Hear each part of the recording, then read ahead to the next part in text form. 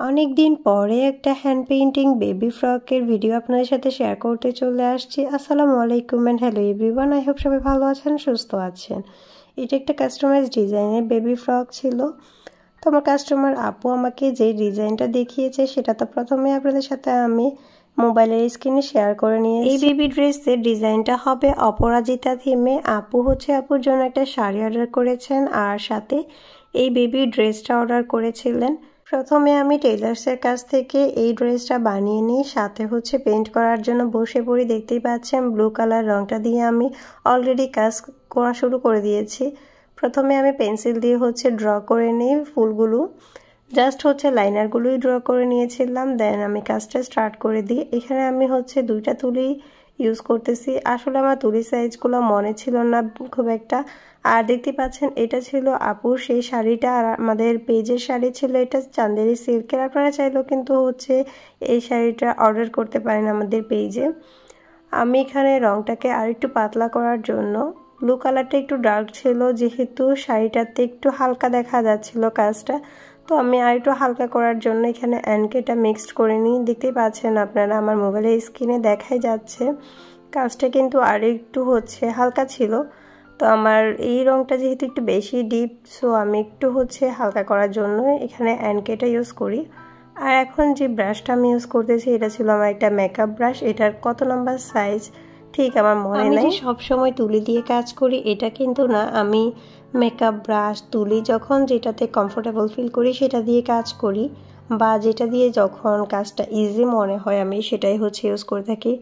যখন আমি আপনার ওয়াশ পেইন্টিংয়ের কাজগুলো করে থাকি তখন তো আমি একদম ব্রাশে ইউজ করি, মানে টুথব্রাশগুলো দিয়ে আমি ওয়াশের কাজগুলো করে থাকি। আপুকে আমি আগে থেকেই বলে দিয়েছিলাম যেহেতু এটা পেইন্টিং আর শাড়িটা ছিল চান্দেরি সিল্কের ডিজিটাল প্রিন্ট করা, তো কাজটা কিন্তু সেম টু সেম হবে না। তারপর আমি চেষ্টা করতেছিলাম আমি যতটুকু সম্ভব আমার পক্ষে কাজটা সেম টু সেম করার, যেহেতু আমারটা হাতের কাজ বা হ্যান্ড পেইন্টিং আর ওটা ডিজিটাল প্রিন্টিংয়ের কাজ, তো অবশ্যই এখানে তফাৎ থাকবে।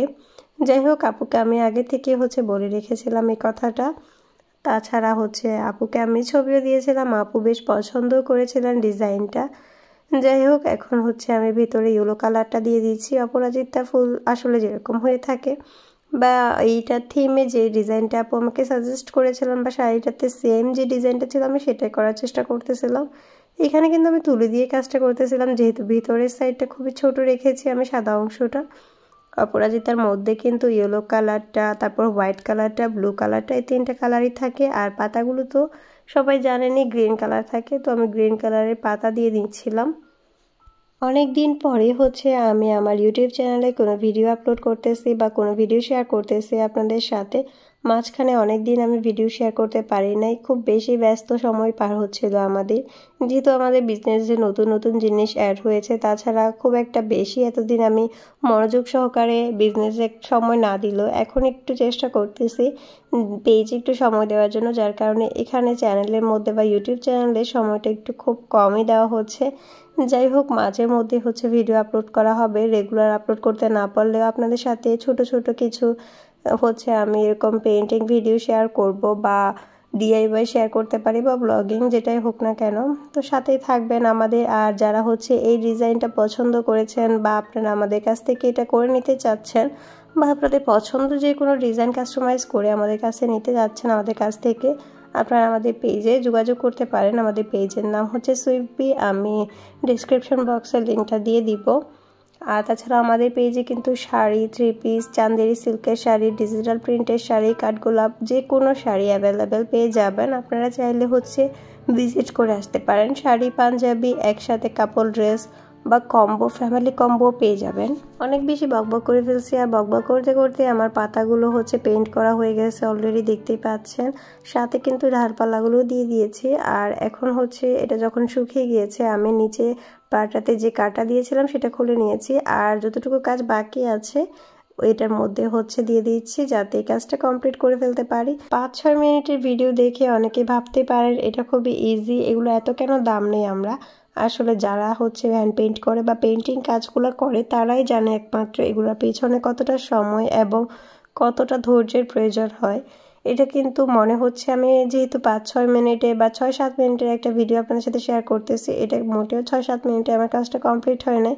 এটা করতে প্রায় আমার 2 থেকে 3 ঘন্টা সময় লেগেছে। তাছাড়া এটা শুকানোরও একটা ব্যাপার থাকে। যাই হোক, এখানে হচ্ছে সাইডের কাজটা আমি কমপ্লিট করে নিচ্ছি, দেখতে পাচ্ছেন।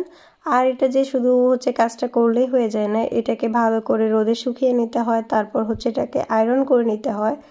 আর যারা হ্যান্ড পেইন্টিং কাজগুলো শখের বসে কিনে থাকেন, আজকে আমি করে থাকেন বলতেছি না, কিনে থাকেন, তাদের কাছে আমার একটা হচ্ছে সাজেস্ট থাকবে, তারা অবশ্যই যেহেতু আপনারা এটা শখ করে একটা ড্রেস কিনবেন, একটা ড্রেস হচ্ছে আপনি কাস্টমাইজ করে নেবেন, এটাকে অবশ্যই আপনার যত্ন করতে হবে। এটাকে উল্টা পাশ করে আয়রন করে নেবেন আপনারা সব সময়। আয়রন সরাসরি আপনারা পেইন্টিংয়ের উপরে দিয়ে হচ্ছে বা যেখানে ডিজাইনটা থাকবে পেইন্ট করা থাকবে এটার উপর সরাসরি আয়রন মেশিনটা বসাবেন না, তাহলে কিন্তু আপনার ডিজাইনটা অনেক দিন পর্যন্ত হচ্ছে একদম সুন্দর থাকবে, টেকসই হবে। আর হচ্ছে এটাকে অনেকেই বলে থাকেন ওয়াশ করা যায় না, এটা অবশ্যই ওয়াশ করা যায় এবং এটাকে সাবান দিয়ে হুইল পাউডার দিয়েও ঘষা মাজা করেও ওয়াশ করা যায়। তবে অবশ্যই এটা 1 মাস পর্যন্ত, 15 থেকে 1 মাস পর্যন্ত এটাকে ওয়াশ না করাই ভালো। সাবান শ্যাম্পু দিয়ে ওয়াশ না করা ভালো। এমনিতে ওয়াশ করা যায়, সাবান শ্যাম্পু দিয়ে 15 থেকে 1 মাস ওয়াশ না করাই ভালো, প্রথম 15 থেকে 1 মাস। আপনাদের সাথে বকবক করতে করতে আমার পুরো কাজটা কমপ্লিট হয়ে গেছে, দেখতে পাচ্ছেন কত কিউট লাগতেছে এই ড্রেসটা। তাছাড়া সাদার মধ্যে যে কোনো ডিজাইন কিন্তু খুব ভালো করে ফুটে ওঠে। এটা কিন্তু 5 থেকে 7 বছরের বেবি অনায়াসে পড়তে পারবে। আর এটা হচ্ছে খুবই রিজনেবল প্রাইসে পেয়ে যাবেন আমাদের পেজে, একদম কটনের মধ্যে হচ্ছে এই কাজটা কমপ্লিট করা হয়েছে। যাই হোক, আমার কাজটা পুরো কমপ্লিট। আর আজকের ভিডিওটা ভালো লাগলে চ্যানেলটাকে সাবস্ক্রাইব করে একটা লাইক দিয়ে পাশে থাকবেন। আজকের মতো বিদায়, আল্লাহ হাফেজ।